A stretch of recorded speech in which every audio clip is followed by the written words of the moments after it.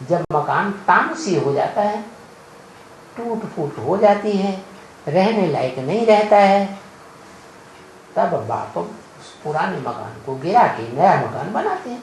तो ये भी षष्ठी रूपी मकान है, बाप को पता है कब जाना है। तो वो अपने टाइम पर आता है, 1 सेकंड भी ऊपर नीचे नहीं कर सकता। तो बताया उसका नाम है शंकर। शंकर नाम क्यों दिया? शंकरण है आत्मा का, आत्माओं का सुप्रीम सोल और मनुष्य आत्मा आदम, दोनों की आत्माओं का एक ही शरीर में शंकरण हो जाता है।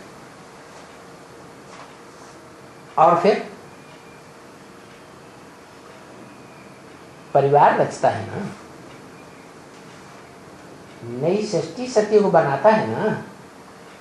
तो नई सत्य की सृष्टि में कोई बच्चा भी होगा बड़े से बड़ा, मनुष्य सृष्टि रूपी वृक्ष का कोई पहला पत्ता होगा ना। तो वो शास्त्रों में पहला पत्ता दिखाते हैं, भव सागर के बीच में पीपल के पत्ते पर गर्भ महल में कृष्ण बड़े आराम से आत्मिक स्मृति का अंगूठा चूसते हुए पड़ा है संगम युग की बात।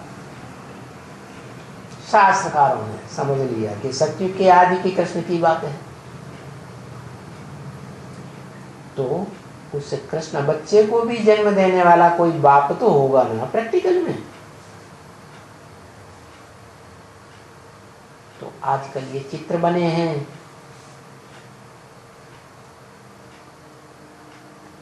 बूढ़े रूप में भगवान बैठा हुआ है, दाढ़ी मूछ वाला, और उसकी गोद में कृष्ण बच्चा बैठा हुआ है। तो संगम भी कृष्ण की बात है। सतयुग में जन्म लेने वाला जो 16 कला संपूर्ण कृष्ण है, वो भी उसमें प्रवेश होकर पार्ट बजाता है ज्ञान चंद्रमा के रूप में। क्या चंद्रमा कैसा? चंद्रमा कभी कलाहीन, कभी 16 कला संपूर्ण, अवस्था नीचे ऊपर होती रहती है। घड़ी में नीचे, घड़ी में ऊपर, घड़ी में निश्चय बुद्धि, घड़ी में अनिश्चय बुद्धि। तो ये दिखाया है कि वो अधूरा चंद्रमा जब तक है, सतयुग में जन्म लेने वाली कृष्ण की सोल जो संगम युग में ब्रह्मा के रूप में पार्ट बजाती है,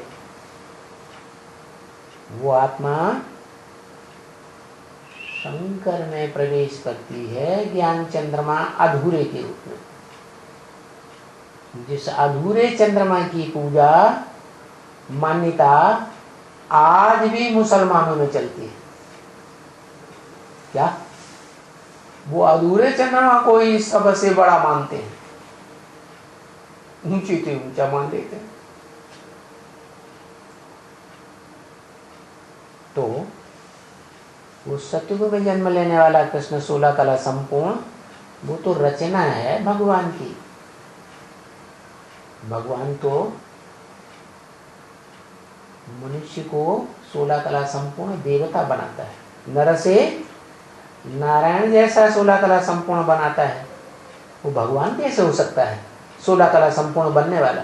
वो तो बनने वाला बच्चा हुआ ना। रचना है या रचयिता है? रचना है। तो उसका बाप जो इसे जन्म देता है वो हुआ ऊंचे से ऊंचा। तो फिर एक ही हो जाना चाहिए ना बच्ची। क्या बच्चा